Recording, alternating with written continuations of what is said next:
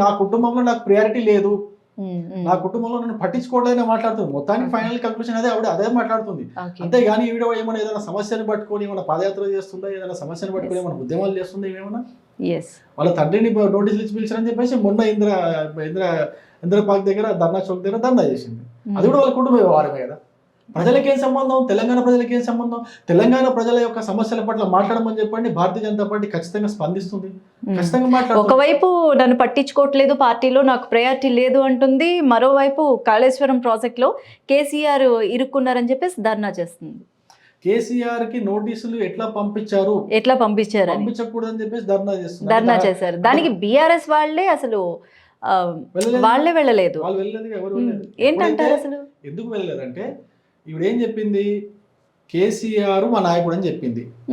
At the same time KCR పక్కన దెయ్యాలు ఉన్నాయి అని చెప్పింది, నా లేఖను బయట పెట్టారని చెప్పింది. మరి అట్లాంటప్పుడు కేసీఆర్ స్పందించలేదు. స్పందించలే అంటే కేసీఆర్ కూడా దయ్యమే కదా. ఒక మాట, కేసీఆర్ కూడా దయ్యమే కదా.